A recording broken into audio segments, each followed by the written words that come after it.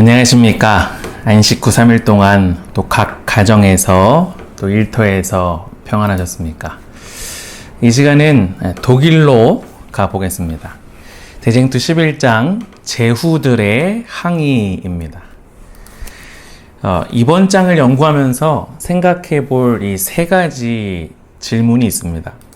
첫 번째는 그리스도인은 세상 권력과 힘에 어디까지 순종해야 하는가 하는 것이고, 두 번째 질문은 어떻게 하면 하나님이 우리의 피난처와 힘이 되심을 경험할 수 있는가 라는 질문, 그리고 세 번째 질문은 어떻게 하면 기도가 의무가 아닌 특권이 될 수 있겠는가 하는 것입니다.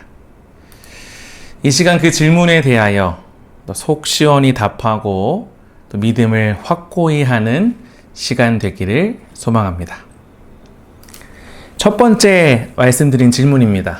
그리스도인은 세상 권력과 힘에 어디까지 순종해야 하는가라는 현안입니다. 이 1521년 이 보름스 의회에서 마틴 루터의 증언 이후에 독일 황제 카를 5세와 교황권은 끊임없이 종교개혁자들을 반대했습니다. 이에 독일의 그리스도인들 귀족들, 그러니까 그리스도인으로 구성된 귀족들은 1529년 스파이얼스라는 회의에서 황제와 교황을 향하여 항의서를 제출합니다. 그 항의서의 내용입니다. 대쟁투 202쪽에 이렇게 적혀 있는데요. 우리는 유일한 창조주시오, 유지자시며 속죄주시오, 구주시며 오래지 않아 우리의 심판자가 되실 하나님 앞과 온 인류와 온 피조물 앞에서 항의서를 제출하나이다. 우리는 개인으로서 또는 국민의 대표자로서 장차 반포될 칙령에 있어서 하나님을 거스르고 그분의 거룩한 말씀과 우리의 정당한 양심과 우리의 영혼의 구원에 위배되는 점은 절대로 승인할 수 없나이다. 바로 이 항의서에서 우리가 지금 부르고 있는 개신교, 즉 프로테스탄트의 이름이 유래되었습니다. 인류 역사의 기록들을 보면 모든 민족의 발전과 또 제국들의 흥망성쇠는 사람들의 의지로 좌지우지 되는 것처럼 보이기도 합니다. 현재도 그렇게 보이는 것 같습니다. 여러 가지 세계 정세를 봐도 뭔가 강한 군주, 강한 나라의 지도자가 또 약한 나라의 지도자를 이렇게 공격하고 탄압하면서 자신이 이제 세계 최고의 패권을 누리고 있다, 이러한 모양새가 가득해 보이기 마련입니다. 하지만 하나님의 대리자들이 인간의 이해관계와 또 권력과 욕망과 같은 곳에서 묵묵히 인내하며 또 하나님의 목적 달성을 위해 사역하고 있음을 우리는 믿음의 눈으로 보게 되는 것이죠. 교육 177페이지에 엘렌 화이트는 이렇게 적고 있습니다. 예언은 세계의 대제국들, 곧 바벨론, 메데바사, 헬라, 그리고 로마의 흥망을 묘사하였다. 약소국들과 마찬가지로 이들 각 나라들에서도 역사는 반복되었다. 나라마다 그 시험 기간이 있었고 모두 시험에 떨어졌고 그 영광은 쇠하였고 권력이 떠났으며 그 자리는 다른 나라에 의해 차지당하였다. 다니엘서에도 천년 만년 갈 것 같았던 신바벨로니가의 절대적 군주 느부갓네살의 왕은 그 제국은 70년이 못 간 것이죠. 그래서 우리 첫 번째 살펴본 질문, 그리스도인은 세상과 권력과 힘에 어디까지 순종해야 하는가 하는 질문에 세상 권력에도 순응하고 순종하는 것이 맞지만 하나님의 절대적인 진리와 이 상충되었을 때는 이 프로테스탄트 정신, 개혁, 항의의 정신을 가감없이 발휘해야 되는 것입니다. 두 번째 질문입니다. 어떻게 하면 하나님이 우리의 피난처와 힘이 되심을 경험할 수 있는가라는 질문입니다. 이 1529년 스파이얼스 항의가 있었던 이듬해 독일 황제 카를 5세는 아우쿠스부르크에서 의회를 소집합니다. 그리고 개혁 사업의 위협을 가하려고 합니다. 그때 지난 시간에서 살펴봤던 작센의 제후, 그리스도인 제후들을 대표해 작센의 선후가 의회에 참석하기로 합니다. 의회에 참석할 수 없었던 루터는 코베르크까지 이 작센의 선후와 동행하며 힘을 주고 기도를 했습니다. 그리고 그를 위해 내주는 강한 성이요 라는 노래를 짓습니다. 이 찬미의 배경이 된 성경절이 바로 시편 46편입니다. 시편 46편 한번 읽어보겠습니다. 하나님은 우리의 피난처시요 힘이시니 환난 중에 만날 큰 도움이시라. 그러므로 땅이 변하든지 산이 흔들려 바다 가운데 빠지든지 바닷물이 솟아나고 뛰놀든지 그것이 넘침으로 산이 흔들릴지라도 우리는 두려워하지 아니하리로다. 그렇습니다. 지난 교과에서 살펴봤듯이 우리의 믿음을 떨어지게 만드는 사단의 묘수를 확실히 정복하고 이길 수 있는 힘은 단연코 찬양입니다. 여러분, 이 형제의 찬양을 혹시 들어보셨습니까?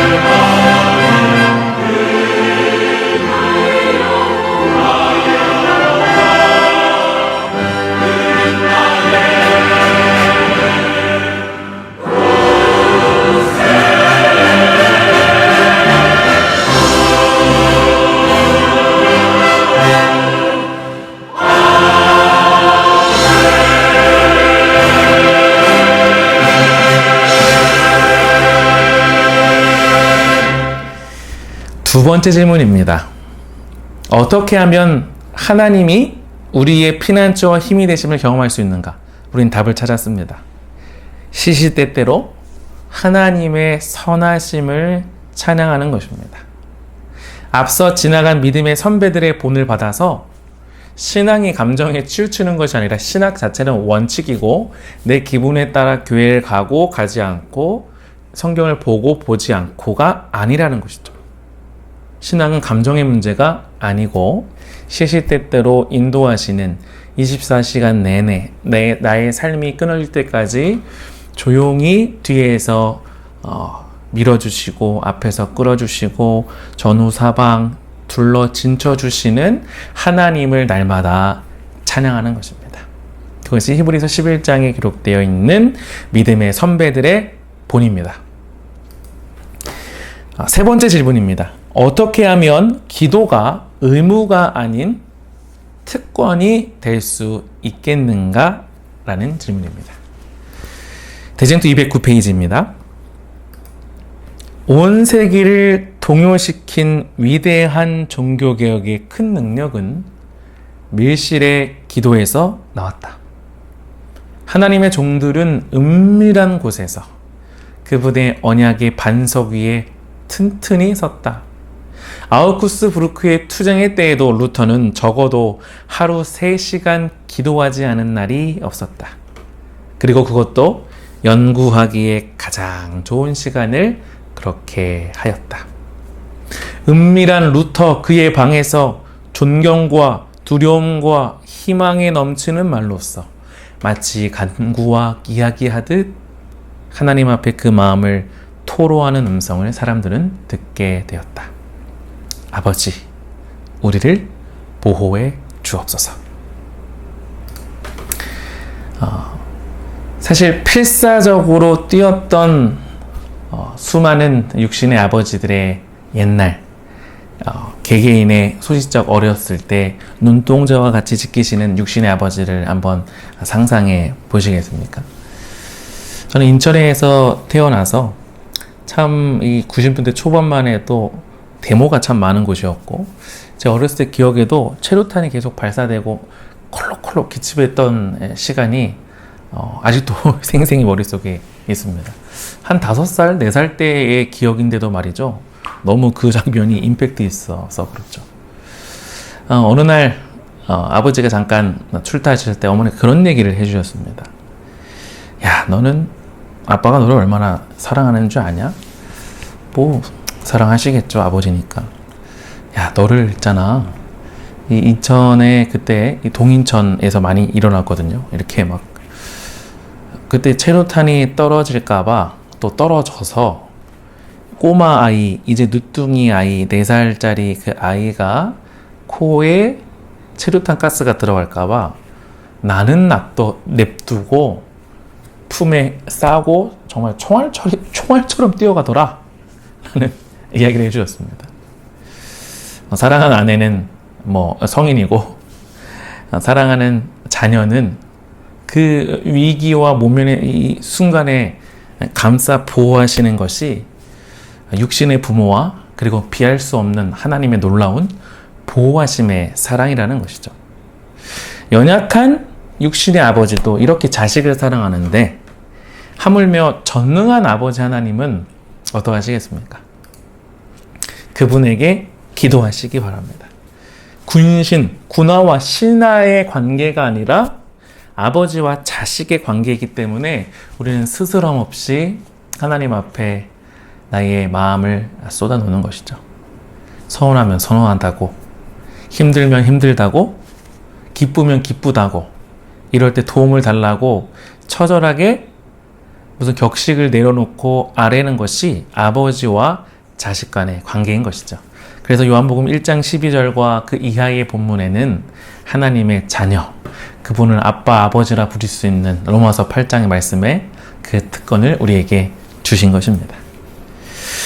M.L. 앤드리어슨의 기도문을 읽고 마무리하겠습니다.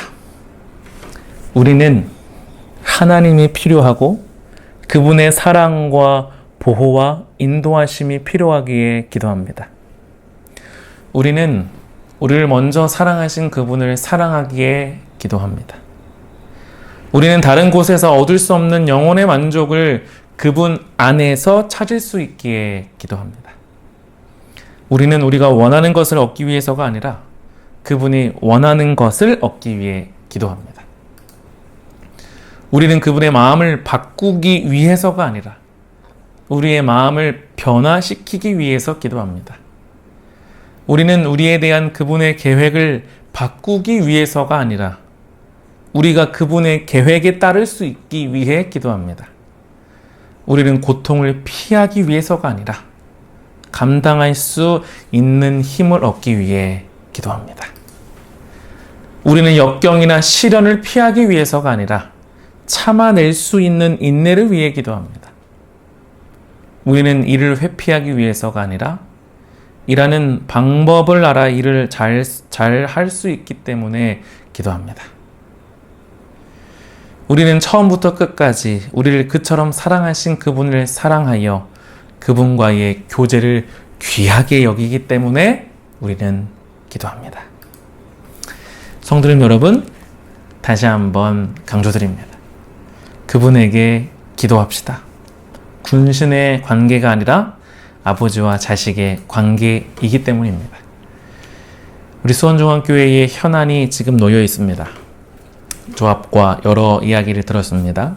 2024년 1월부터는 이주를 하고 그 전에는 이제 철거가 시작되고 여러 철거가 시작되는 그 지점에 이제 올해 후반기에는 결단의 시간이 될 것입니다.